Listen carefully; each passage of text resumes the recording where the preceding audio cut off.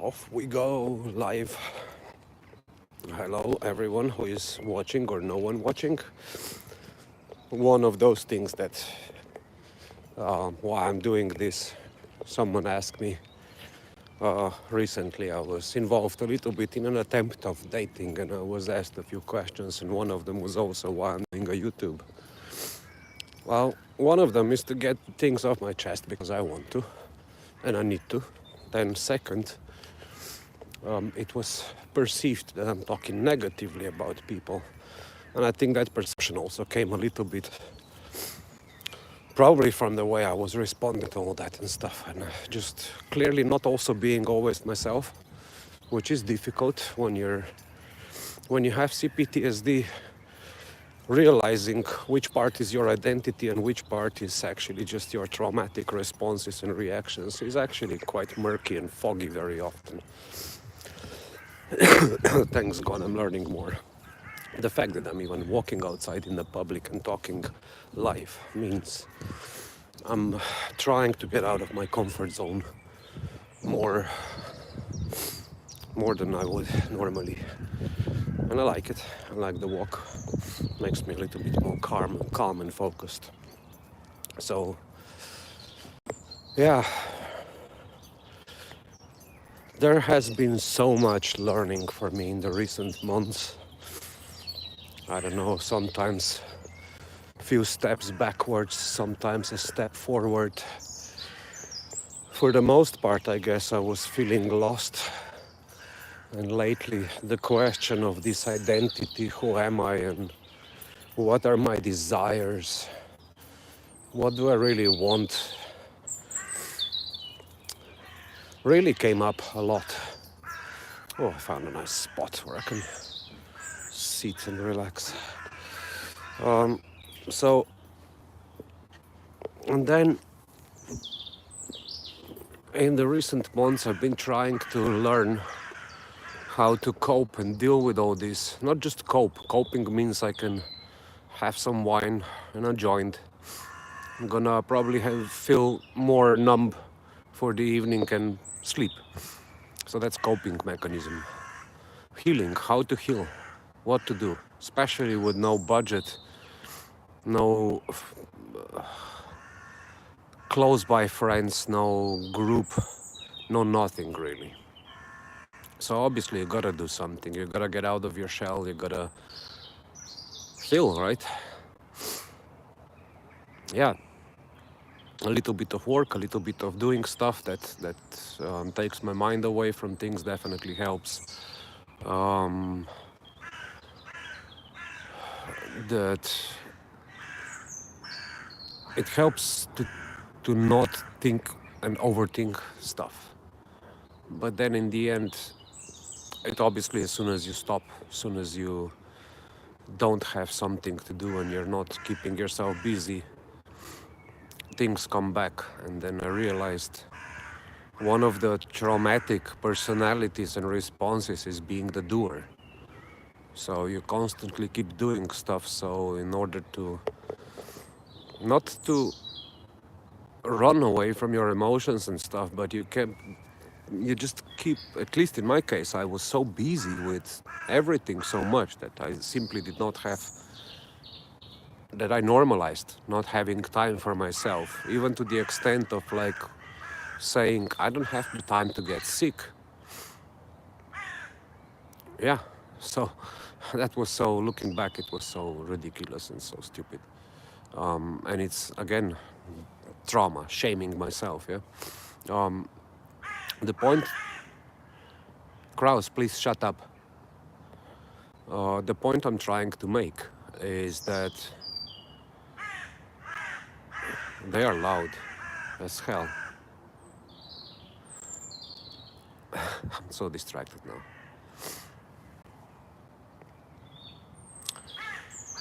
Yeah, so a few months ago, one of my first attempts to try and get out of my shell and start healing. Shut up!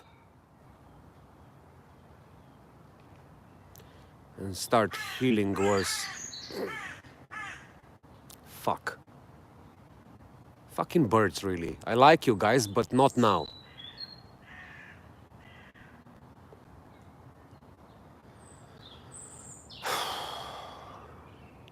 life. So I tried to join an online group, self-healing group, and this is where it implored me to make a title, Men Too, yeah, because men also have needs to be heard, need to be sensitive and to be vulnerable, at least at home, in our relationship.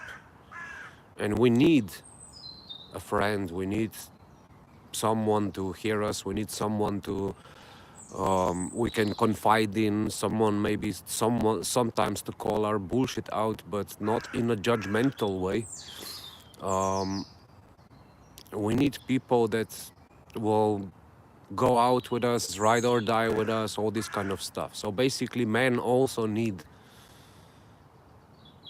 companions. Men also need everything. Like, so there was this self-help group, totally focused on healing CPTSD, so childhood trauma and complex trauma. And then when I joined the, when I sent the formula for the online group, where you can actually join live, they said, we're so sorry, but this is for women only.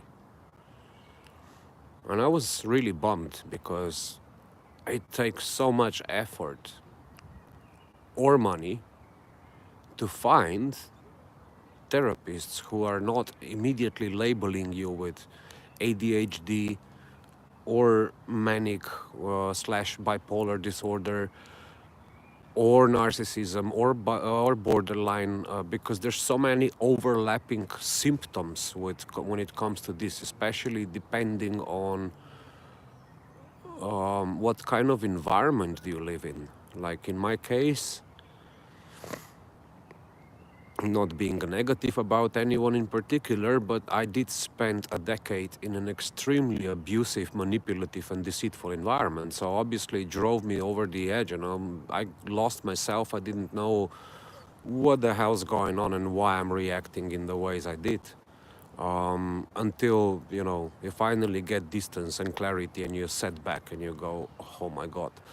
And then you see yourself and you go, oh shit, I was also masking myself behind the jobs, behind the achievements, behind pushing myself too hard, behind trying to be a good father, behind trying to be a perfect husband, behind trying to be that strong man that basically sucks everything up, suppresses their emotions, and just keeps pushing because that's what's expected of us. And then when finally time came and I had a burnout and I cracked and physically couldn't handle it anymore and go on, there was just nobody to hear it. And it's just there was one victim on one side and on me on the other side, considered as an aggressor for the most part. And I wouldn't, you know, looking back, I would probably would also think, but at the end of the day, when someone is screaming at you or whatever and crying that they're also in pain and a victim and they just need rest to be left alone so they can finally find peace and put their thoughts back together. And there is not a question of like a few nights and stuff. This was at a point where probably for me it was only appropriate to go somewhere for a few weeks with quite intensive care and attention to rewire my brain, because CPTSD, what it does to you, it just basically leaves you in a state of continuous fight and flight mode for the rest of your life since you were basically born. It starts with childhood and it never kind of stops. And now it doesn't matter whether it's because in reality things were happening or because you kind of end up living in that state of mind, you know? People say, yeah, but you can just leave the relationship, you can just get out. Yeah, sure, depends on who and what. Let's say if I look at a lot of women that I know that were victims of abuse in their relationships, it wasn't that easy for them to leave. And it's not because they were so dependent and they had nowhere to go, but it was their attachment, it was their addiction to the person and to all that chaos that they were used to in their life. That's why they couldn't leave that relationship so easy. Never mind that rationally they could know exactly what they need to do. For me, it was kind of the same, but with the reality facts that I have no home, no like family background, no fallback, no nothing to go back to if everything goes bad. I had no confidant, no friend, nobody that would actually be able to offer me a place and everything I really needed. Then in this case, even though there are options, there should be options, and legally and otherwise, not just on the paper, they do exist for treatments which basically put you in a hospital for a couple of weeks, but you don't have to take the medicine, you don't have to be forced with anything. It's just about having the time to rest and recover yourself and then come out more clear and continue the whatever other treatments and therapy and self-healing that comes appropriate at that point. So all these options exist. And obviously, even if I was maybe mildly aware of those and kind of knew that I should be getting something like that and asking for them, I wasn't heard. I wasn't respected properly, not just by my partner, but I'm really talking here by the experts and stuff, because by the looks of it, very often it boils down to the experts themselves being affected by the Donning-Kruger effect, when they basically see a person that is under a lot of stress, that does have issue at that point articulating themselves correctly and speaking well and all this stuff, but they do say things that make a point. And they will just look down on you as in like, nah, you're just, maybe you have, we need to go through this for years first, look into all your past. I already told you all my past. I gave you exactly what's going on. I think I need this kind of treatment, let's go. Yeah, most of the times in these kind of cases, it does take more than one person to look in those things, and does take a lot more talking. Not once a week, 1 hour. I actually heard about cases when you spend 1 or 2 days talking for like 6 to 8 hours, even whole day long if it's necessary, and you actually come to the bottom of like knowing exactly where you're at and what kind of treatment you want to pick next. Because, you know, medicine doesn't work on everyone, yoga doesn't work for everyone, not everything is the same kind of approach for everyone.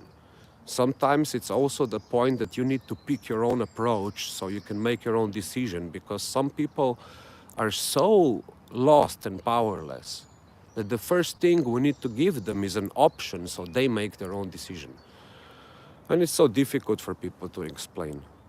And then the difficult part is when a woman is a victim, everybody listens. When a man is a victim, I don't think we even care ourselves enough to say, this is abusive.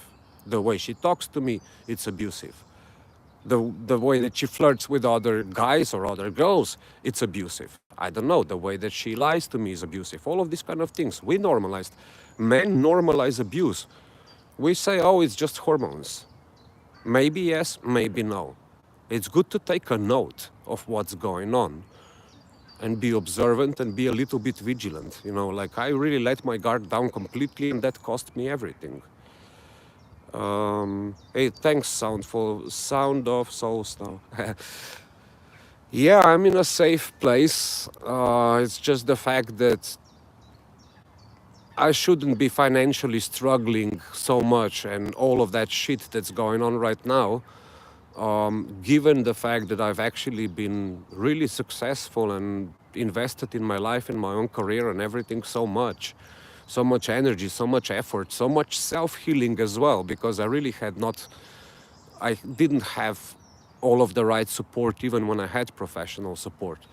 So yeah, it was a lot of work that I invested myself here. I had some help from friends and all this kind of stuff, but ultimately, I know I deserve better from the breadcrumbs and all the crap that I'm getting right now from the system. So, is it safe? Yeah, because I made it as safe as possible. But if I put everything together, then I'm still experiencing survival mode and pretty much an abusive relationship from the system.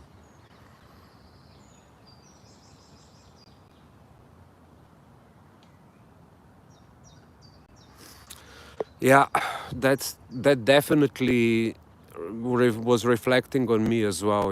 Like with the kids and everything, the problem that I had was this attachment to, like, I can't leave the family, I can't abandon the kids. They're not just because I can't be a bad father, but also because of the sense of, like, they're not really safe with an emotionally unavailable mother. And that's a fact.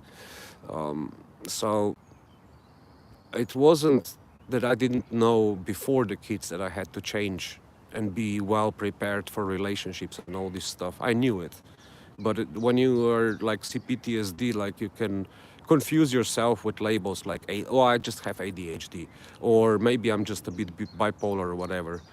But yeah, at the end of the day, it can take a lot of time to see. And yeah, I was also maybe running away from myself in other ways, not being able to recognize the triggers I've had before, or normalized, I don't know, yelling, for example. So yeah, I had to make big changes and see that things are just not working. But the fact is, let's say, even nowadays, I can raise a voice, and I might raise a voice.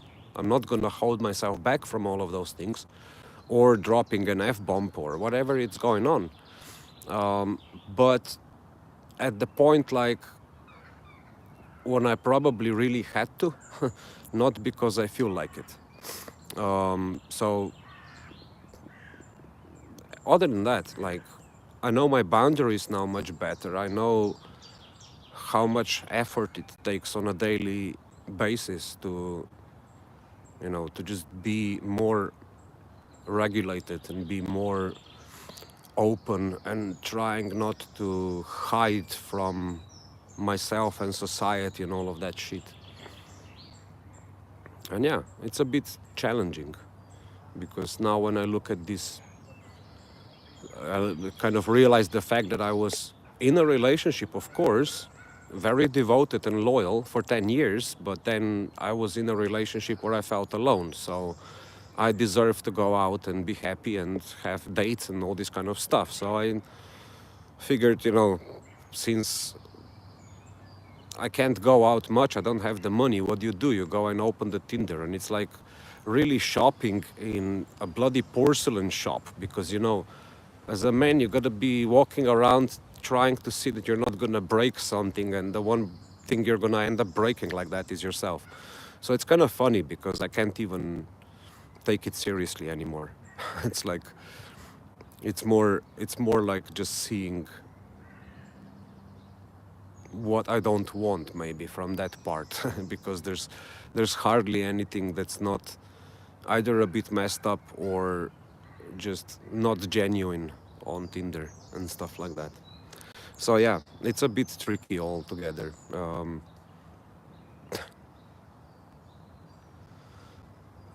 Being a man in this society nowadays, especially, speaking up for anything that men want, need, and want to say and be heard about is really challenging.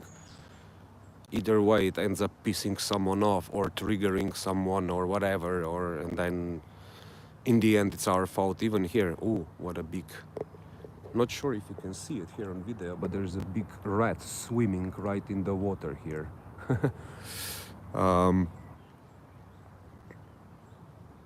A lot of us trade approval and validation over real love. Yeah, well, or we don't know what is real love, because real love is like validating each other's emotions, not whether they are real or not. It's just like, okay, like, I hear how you feel, and I want to understand better, why do you feel that way? What makes you feel that way?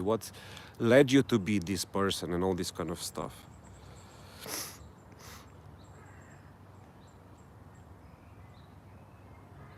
10-year anniversary, that's really good. My 10-year anniversary was something that slipped up or didn't come to work, but it's not, definitely not all because of me. Well, congratulations. And by the sound of it, if you said you needed to change and stuff, I think I may assume that it's working and it's a healthy relationship.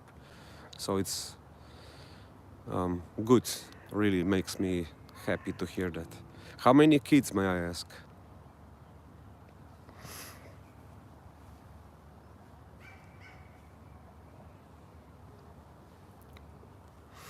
Yeah, I was happy that I understood, I found my boundaries. Maybe it's even a bit of a cock up because I quickly removed the contact, but I had a bit of a discussion with a relatively anxious person, but really sweet and all that, very honest. But in the end, when it came to the subject of how I talk about people and what I talk about, and that it's negative, I'm like, that's a bit of a misunderstanding and assumption. I'm so sorry, but it, it it's really not the kind of direction that's likable for me. So it was just a immediate. I noticed it's a boundary for me because there was also too much resistance. If you want to talk to me in a critical way, I can take it. The criticism is not the problem, but we gotta do this like we gotta meet in person and feel the energy first, and then you can see whether I'm really negative or not. So yeah, it was kind of like, fuck, did I miss a date? And then I'm like, no, man, I kept up my boundary and I'm really happy. It was a bit boring because that day I had nothing to do. Well, nothing to do. I had to rearrange my plans and everything in the last minute. But it was not really something I was upset about or anything. I was just like, okay, I guess it's good to learn that I have enough self-respect. I'm not just gonna go out like that or go down like that, because at the end of the day, people often say, "Oh, someone like you can pull me down because this and that." Yeah, well, mainly because clearly they have some negativity themselves to deal with. I just had a really tough, wild and beautiful life and all of these kind of things. Like I lived really large as well, it's not like all trauma and all shit. I mean, come on, I had so much fun in Africa and places I traveled and stuff, and met so many cool people and people on a really, really high level, like most of the people couldn't imagine and I didn't imagine when I was younger. So hey, you are happy. Okay, I'm also happy. As a proper codependent person, I'm happy when others are happy.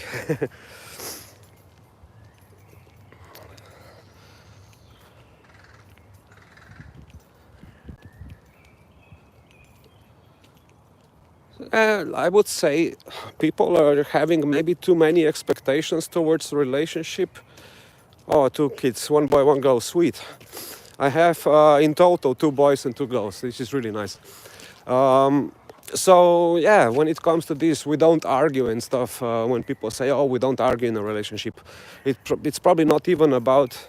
Well, yeah, obviously, arguing too often is not a healthy relationship. But when you do have some sort of a conflict, that you have respectful, healthy way of resolving those conflicts, and that you can be solution oriented. That's pretty much what I think is most important, because not all of us come from a background where we're well equipped, knowledgeable, and always know what's best in that given moment.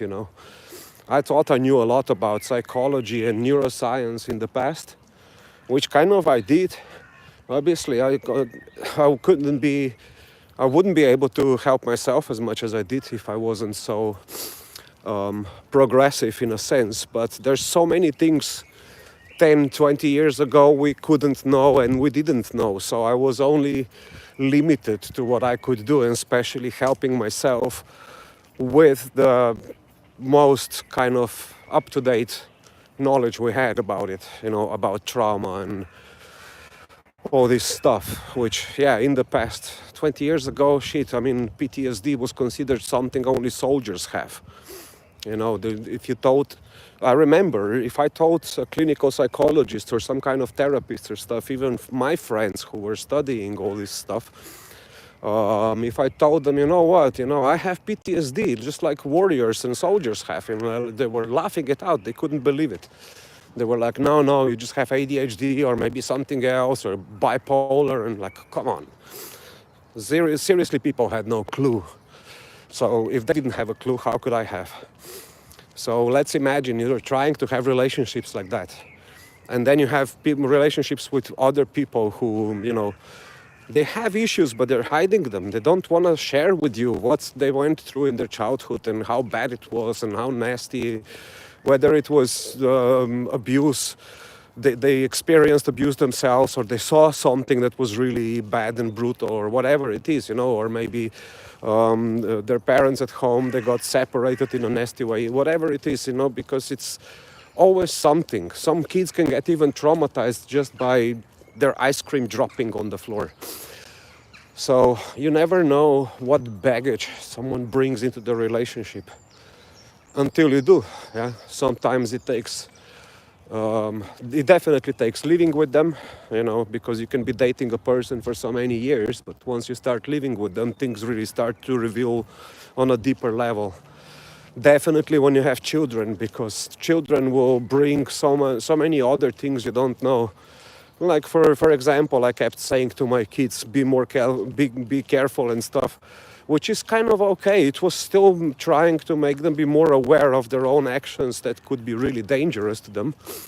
But on the other hand, it causes anxiety. So you got to be really mindful how you are deploying all these skills on kids and stuff like that. But at the end of the day, what I realized, whenever I was really stressed, which I was stressed a lot, clearly, due to my work, due to the relationship, I was so unavailable to myself and to the kids. And that was what really hurt them the most. It's not my yelling, it's not the stuff. It was just like, go away, I don't have the time for you.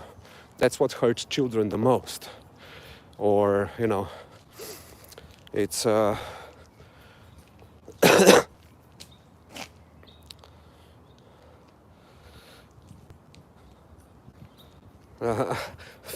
find my purse. Yeah, let's hope so. Otherwise I find purses of other people and then I find them. That's what happens a lot. Thanks for dropping by on my stream, and yeah, it's really good to hear that people are working on their stuff and have happy families. I wish you all well, and again, happy 10th anniversary. And drop by again, please. It's not gonna be really structured for now, but whenever you have, even on replays and stuff, drop a comment, please. I would really appreciate it. Thanks so much. So yeah, having said all things, it's not really much left to say for now, and also want to cool down from too many prying eyes, basically. It's really one last thing I wanted to leave from my experience of trying to go into these online groups and stuff, because if you don't have the money, especially as a man, you're not going to really find a lot. So there's one thing is, like, guys should really find ways to communicate each other more openly and more on an emotional level, and trust each other a little bit better when it comes to those things, because we do really need each other for many reasons. It's like very often we can find, I found few guys that were through similar things. They understood how much it can mess you up, and if you don't have anyone to talk to, then you get lost, and you will be feeling lost, and you can't really just figure out everything on your own. It's not possible. Self-help works, but it works in a way that also you find other people to help you gain a perspective.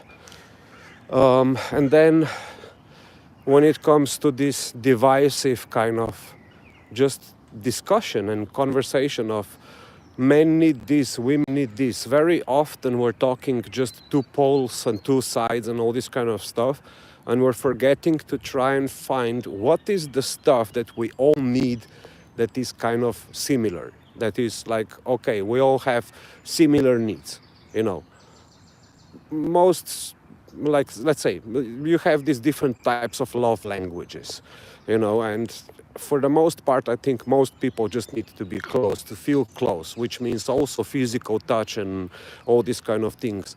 And this is just discussing it, what you like and how you like it and all of these things. So it's really important to stop breaking down the patterns into, like relationships we've had with our mummies and daddies, and relationships we had with our partners on a gender level basis, and especially some kind of gender ideology, and just try to see on a communicative level what's really common to us, what we really, where we are same or very similar, and then where the differences are, to just find obviously healthy ways on compromising and whatever, but not tolerating and really giving yourselves away.